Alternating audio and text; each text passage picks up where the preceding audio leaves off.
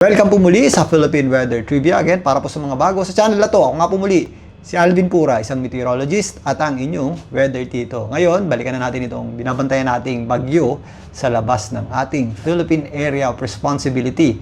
Ang bagyong may international name na Sinlaku. Ang Sinlaku po ay pangalan na nanggaling sa Micronesia. Ang ibig sabihin po ay Goddess of Nature o Diyosa ng Kalikasan. Pagamat meron tayong binabantayang sama ng panahon sa labas ng ating Philippine Area of Responsibility at inaasahan nga natin ito na lalapit sa ating boundary line, magpapatuloy po yung mainit na panahon at maririnig na naman natin bakit may bagyo, ang init-init. Mamaya talakayin natin yan pero silipin muna natin itong detalye ng pag-asa para dito sa ating binabantayang bagyo sa labas ng PAR. So narito po ang pinakahuling pagtaya ng pag-asa para ditong sa bagyo may international name na Sinlaku. Ito po ay nasa tropical storm category ayon sa pag-asa na may taglay na lakas na hangin na nasa 85 kilometers per hour malapit sa kanyang gitna at kung minsan may mga pagbugsong umabot sa 105 kilometers per hour.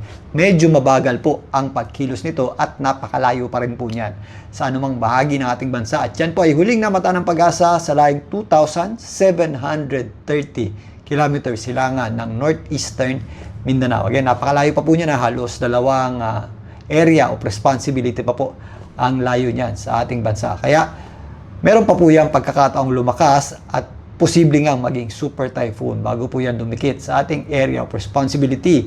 Ang good news po niyan ay nagsisimula na po itong umakyat or umangat. Dahil po dyan, medyo bumababa po ang tsansa niya na makakapasok na sa loob ng ating Philippine Area of Responsibility. Ito pong linya na ito yung ating boundary line. So, nakikita natin na possible po na dumikit dyan itong ating tropical storm na may Sinlaku. May possibility pa rin po yung pumasok sa loob ng ating PAR, maaaring sa Thursday or Friday, at posible po yung tawaging bagyong Kaloy. Pero since lumalawak po yung ating area of uncertainty, habang lumalayo tayo dun sa mismong araw ng pagtaya is may possibility pa po yung magbago. At sa ngayon nga ay medyo tumataas po ang tsansa niya na hindi na pumasok sa loob ng ating Philippine Area of Responsibility.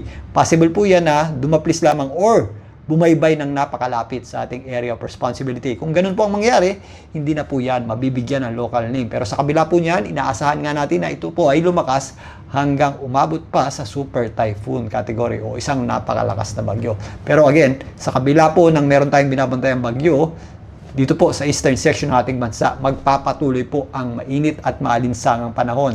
Talakayin naman natin yan. Sa ganitong pong klaseng bagyo na may kalakasan, kapag lumalakas po yung kanyang centrifugal force, mas naihigo po yung kanyang hangin o mas lumalakas nga yung kanyang hangin malapit dun sa kanyang gitna. Ang implikasyon po niyan is sumisiksik po yung mga ulap at yung mga malalakas sa pagulan malapit dun sa gitna ng bagyo. Ito po yung pagtaya natin na pinakamalapit itong ating binabantayang bagyo sa ating boundary line. Yan po ay sa susunod na linggo. At kung mapapansin nyo, lahat po ng kaulapan yan ay papunta sa kanya. At nandito nga yung ating pinakamalalakas na hangin at pinakamalalakas na pagulan, malayo po sa anumang bahagi ng ating kalupaan. Kaya, bagamat meron tayong binabantayang bagyo sa labas ng ating PAR at posible rin po yung dumikit sa ating boundary line, magpapatuloy po ang mainit at maalinsangang panahon sa mga susunod na araw hanggang sa susunod na linggo, kahit makapasok pa po itong bagyo natin. Dahil nga, sa sobrang lakas po nito, or dahil nga ito po ay super bagyo, mas makoconcentrate yung kanyang mga hangin, mga pagulan, at yung kanyang kaulapan, malapit dun sa gitna ng bagyo. At base nga dito, hindi natin ito nakikitang didikit sa anumang bahagi ng ating kalupaan. So, ang posibleng maging epekto lang po nito ay malalaking alon, particularly dito sa eastern section ng ating bansa. So, doble ingat pa rin po tayo dyan, lalong-lalo na po yung ating mga maglalayag o yung ating mga mangingisda. Maliban dyan, expect pa rin po natin ang nakapanghihinang init ng panahon at napakatataas na heat index sa mga susunod na araw at sa susunod na linggo, kahit dumikit na po itong ating binabantayang bagyo sa ating boundary line. Again, to summarize, meron pong bagyo pero magiging mainit pa rin po ang panahon natin in the next few weeks. At maliban dyan, may possibility pong pumasok pero tumataas din po ang possibility na hindi po ito magkaroon o mabigyan ng local name. At itong ating binabantayang sama ng panahon ay posibleng umabot sa hanggang super typhoon category. Balikan natin yan sa mga susunod na araw. Muli ako po ang inyong weather tito para sa Philippine Weather Trivia. Magandang gabi po.